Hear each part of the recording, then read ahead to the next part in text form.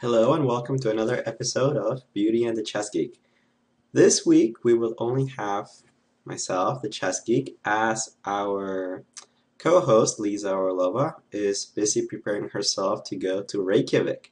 She'll be participating in the Reykjavik Open in Iceland next week, where she will hopefully have the opportunity to meet a lot of strong chess players and have some very nice interviews for you guys. You can follow those interviews here in this channel, and we'll be posting them on Facebook, of course.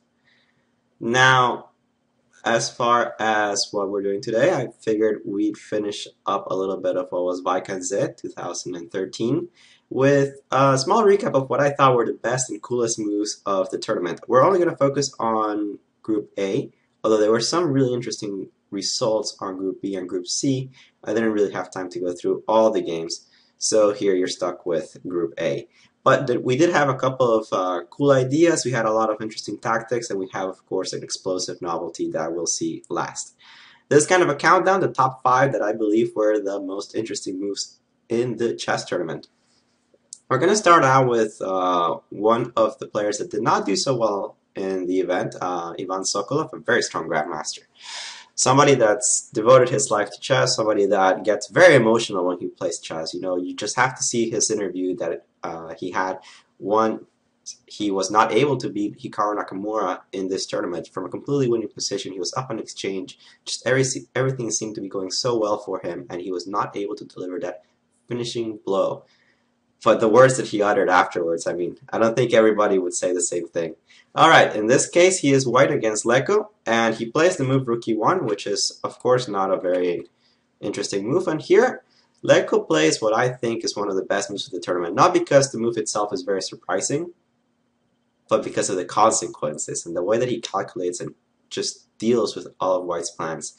Of course, we have a very typical Nimzo Indian in this position. Black has some weaknesses in the king side, which allows this battery to kind of threaten a very uncomfortable checkmate. You don't want to be playing g6, because once you push this pawn forward, this rook is obviously going to sacrifice itself for the e6 pawn, and then suddenly you have a lot of threats on the king side that are very difficult to deal with.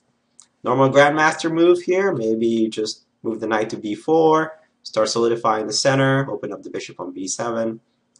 Everything seems alright.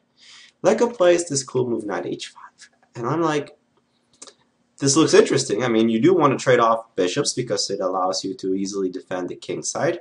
There's no longer any threat of bishop takes f6, for example, and if you take on e7, I'll take back with my knight, solidifying my grasp over the center. The bishop cannot retreat to g3 because of my knight on h5, but what is Leko doing? Doesn't queen c2 just win? Doesn't this move just like... Didn't we just see that this was checkmate and you can't play g6? What is going on? Leko does go ahead and play g6, and Sokolov does not waste a tempi. He goes for it and rook takes e6. So, my immediate response to this position would be, let's calculate. F takes e6. Oops, sorry. F takes e6. Queen takes g6. This is unplayable. Knight g7, queen h7. This is getting mated on g6 when the bishop comes in. Can't play that. Can't move my king to h8, obviously. What is Leko doing? The rook's on e6, it's threatening rook takes g6, everything is hanging. What is he doing? And then he plays this move, knight f4. And when I look at a move like that, you just have to smile. I mean, he ignores the rook that just took your important e6 pawn, and you're just hitting it again with your knight. Suddenly black is down a pawn for apparently no compensation. White can actually take on e7, and it seems like he's okay, just up a pawn. But if you dig deeper into the tactics, it turns out that there's just no way to defend this position. If the rook retreats, the bishop on h4 is hanging, and this simple trade allows this bishop to be opened up against the f3, and therefore g2, and White's king side is collapsing. Amazing turn of events. Sokolov doesn't find any good moves here, sacrifices the exchange, but after the move queen d2, Leko just very coolly defends the knight with g5, not fearing anything on any diagonal, and suddenly he's just up the exchange. The rest was a mop-up. Knight e5, knight g6, takes, pawn takes, opening up the rook, and after this, Sokolov could have resigned with a clear conscience. The next moves are not very interesting, but do know that Black could finish with a nice flourish with this move knight h4, bishop a2, and queen takes a2. Obviously, the queen is not actually being threatened because of the pin on c8, and the game was over. Very interesting, very nice move, knight h5. But okay, this is not actually as flashy as perhaps the next move that was played by America's own Super Grandmaster, Hikaru Nakamura, who was playing US-born Fabiano Caruana. In this position, Caruana has two choices. He was already in time trouble. He's not having a great game. You know, Black has a pair of bishops. He has some pressure. He goes back to e2 or c2. Those are the only choices he has. Black's currently giving him a check. Can't really move to c3. Obviously, any other move is relatively illegal. So king c2 is played. And in this position, he thought he was safe. The bishop on f3 defends the knight on e4. Everything seems to be all right. I just have to put my rook on e1, and it seems like I've set up a fortress. But Hikaru gives him no time for that. g4 comes up, and man, is this over. Suddenly the game is completely over. You can't take the pawn with your bishop because the knight on e4 is hanging. That part is obvious. But what happens if you take with the pawn? That's exactly what Caruana did. And then the devastating h3.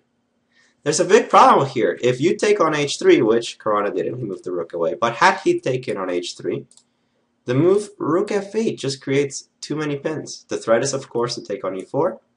The rook is threatening the bishop. There's a pin on the rook. It's over. There's no way to defend everything.